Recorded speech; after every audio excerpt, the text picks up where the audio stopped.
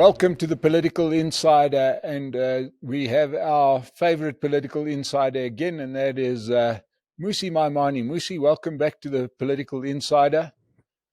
Good A lot to afternoon, talk and about. thank you so much for having me. Always such a great privilege to be here. Now, last week we had spoken about Mkhwanazi and the options facing the president. Of course, we then get addressed by President Ramaphosa on the weekend, and he does what he always does: a commission of inquiry, suspension of a minister. Well, not really a suspension, sort of paid leave for the minister, and bringing help from outside. Let's first deal with the idea of the commission of firstly of the suspension of the minister or relieving him of his duties. Is this the right route to go? We are Well, very Mike, frustrated about that. the greatest difficulty about this issue is that, as per usual, this can become politics over people. So, South Africans, think about it this way. What is the thing you are trying to solve? It's not just a clean and ethical police service. It's the fact that South Africans are living with murder. They're living with political killings. They're living with broad levels of corruption. They don't feel justice is being got. So, from a South Africa's perspective, this was a massive opportunity for the president to be able to say to them, I am on your side. It felt like instead it was a political consideration rather than that pain. And more than anything, what becomes really, really difficult is that Minister Mkhunu should be fired. This is, any minister is appointed within cabinet or within the members of parliament, which means that he would, in essence, go back to being a member of parliament, like any other ordinary member. But what has happened in this instance is that you've placed him on special leave. I am not sure what then his responsibilities become when someone is on special leave. So, secondly, what are the remuneration obligations that we have? Can South Africa afford to be financing somebody who's been placed on special leave? Thirdly, the president has got the prerogative to appoint and, by extension, fire ministers or dismiss them, as it were. And in this particular instance, I feel like the president failed to exercise that right.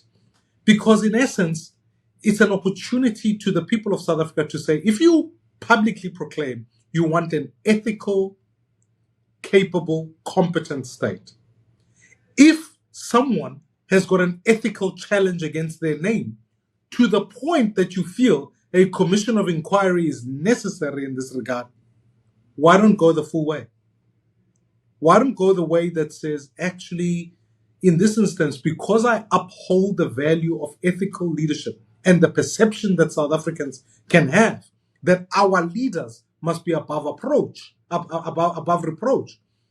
That means that, in essence, he should have been actually dismissed from cabinet, put back as a member of parliament. We then appoint someone within the police who can offer stable and strong leadership. So he then takes two further actions. One is yet another commission of inquiry, and that's going to come at great expense. And another is to put somebody in his place, that is Professor Fer Kachalia. What do you make of those two moves? Well, every time in a department, let me speak to Professor Kachalia, because to one extent, every time you put someone in an acting capability, you tell the institution that this person doesn't have power. They are only here to literally pass time, and they will soon leave.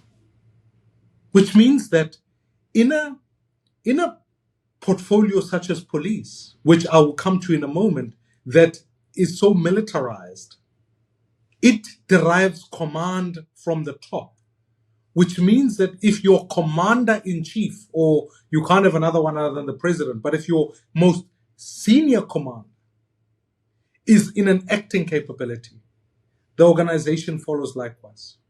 If I was in the president's shoes, I would have applied the same piece of legislation that is relied on, the constitution, that allows him to pick someone from outside cab or outside the members of parliament to be able to put them into cabinet.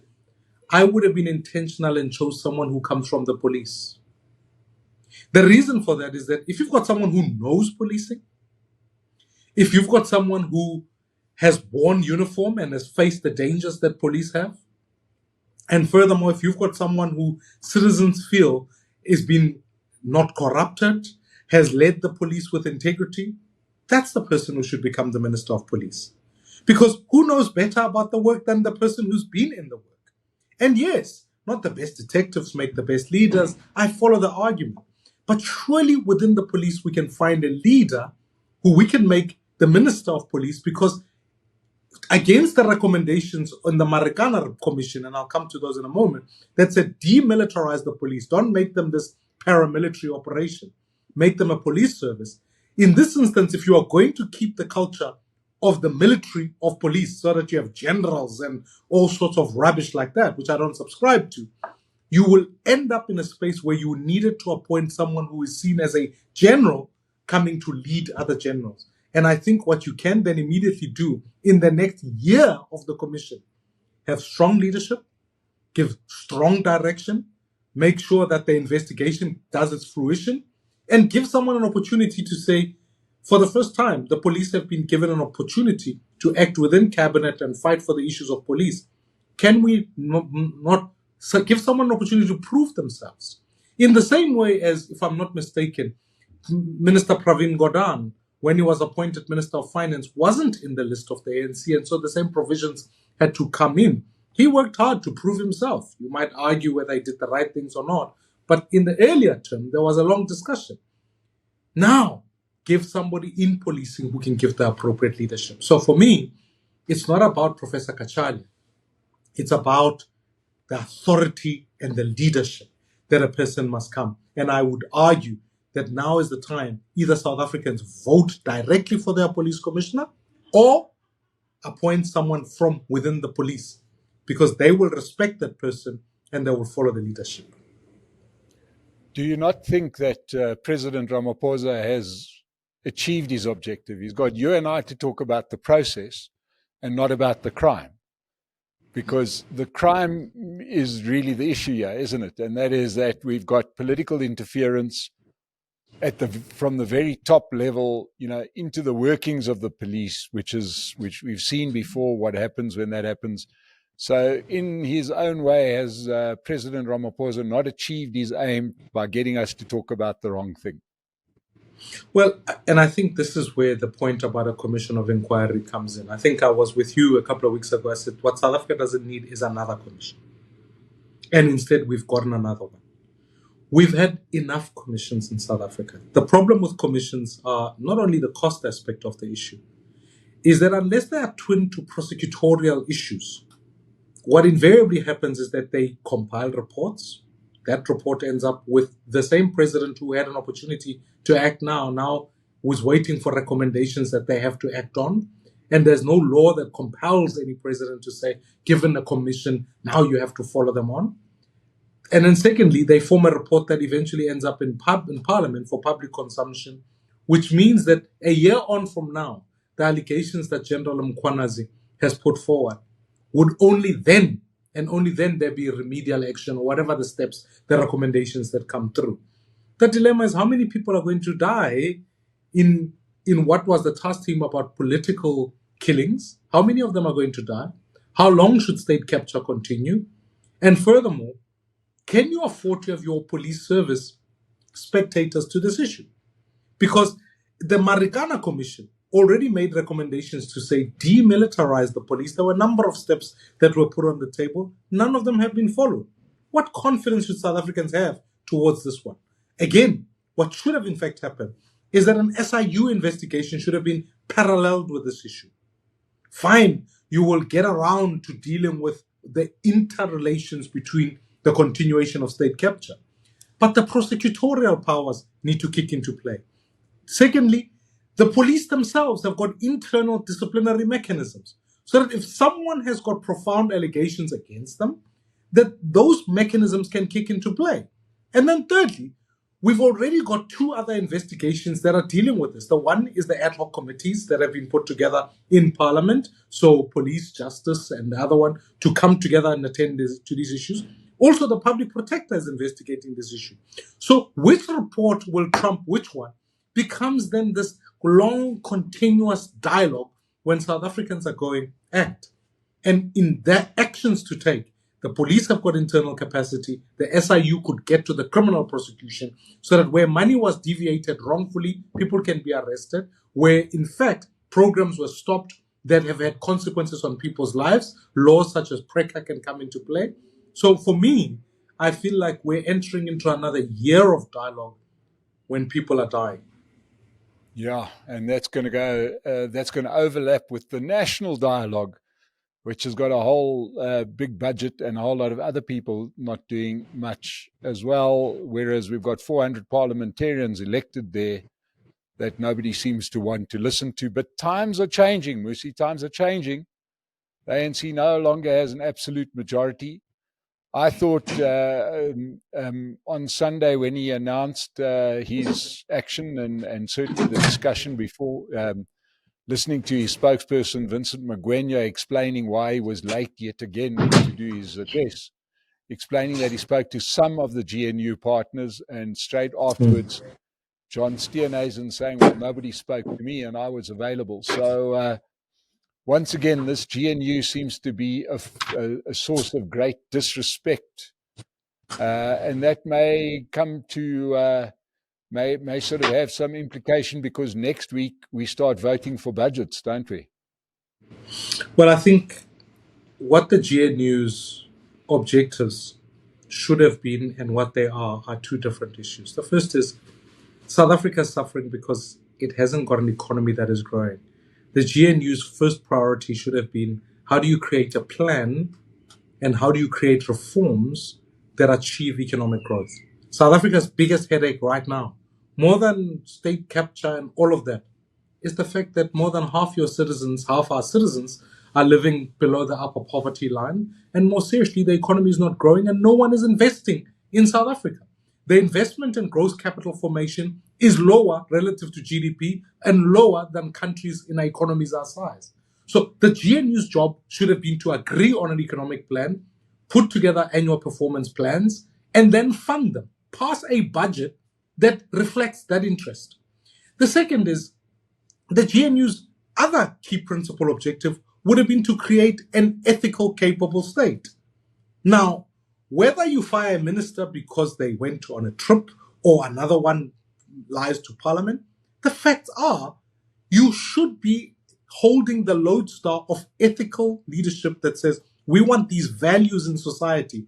Because if society watches Parliament and says, okay, I can lie to Parliament or I'll be dismissed for this or that, society then learns very quickly that it's okay for the headmaster of a school to do likewise. It's okay for the CEO to do likewise. Society fails. If we want ethics, if we want values of honesty, of justice, which most people in this country would agree on, I would urge the fact that this is a failure of the GNU.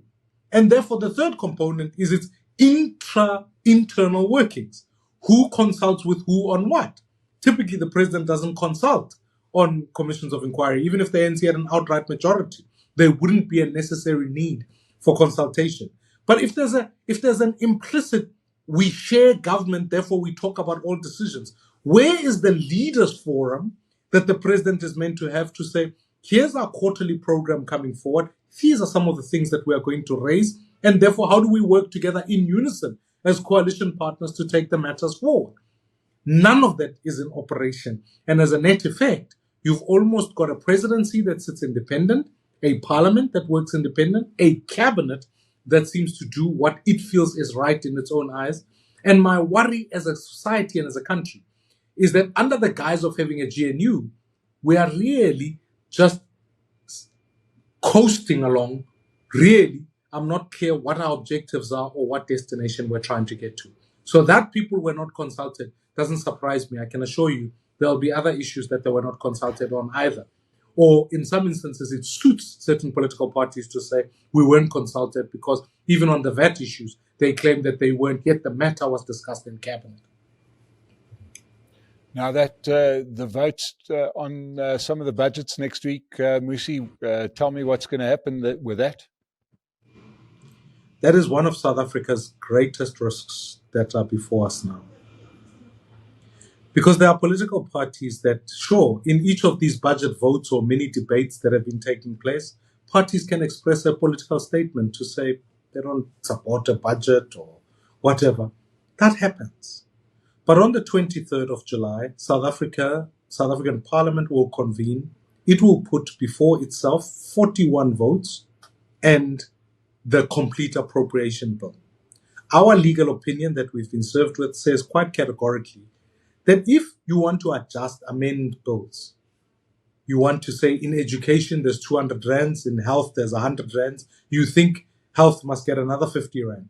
It means that you have to adjust the education bill because you're only working within a fiscal envelope. You have to adjust the education bill to make it 150, and you have to adjust the health bill to make it 150. So if you are going to do that, if you reject one, you reject all. And therefore the appropriation bills hangs together. The second issue is that if an appropriation bill does not pass by the 23rd, a fresh one has to be presented because Parliament has a rule that says it cannot consider the same matter twice. So that rule kicks into play. So parties that are busy fiddling with how to vote and all of that are inconsiderate of the people of this country. Thirdly, don't realize how late we are in the process. And ultimately, come the 30th of July, if South Africa does not have a budget, on the 1st of August, we kick into 10% of the vote, which means that in essence, you are going to end up with departments not able to function. So I think we cannot, again, sleepwalk ourselves into a disaster. Now we need strong leadership. We need to bring it together, and we need to ensure that appropriations bill passes and ultimately strip aside the politics that eventually say, I don't support this because of this minister, etc. Deal with the budget. And if you really believe you want a minister removed, well, move other motions, whether those are motions of confidence, etc. Move those so that we deal with the executive rather than punish the people who, for them, are waiting for services, whether those are social grants or healthcare or education or whatever the case might be.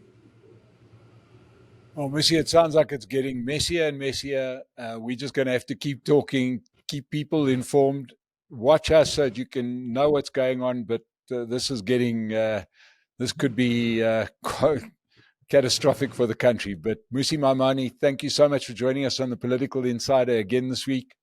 I'm going to let the cat out of the bag. By this time next week, we'll be speaking to Dr. Musi Maimane. So more about that next week. But I can't keep the secret that well. So, thank you so much for joining us. And we'll see you next time on Political Insider. Musi Maimane, thank you.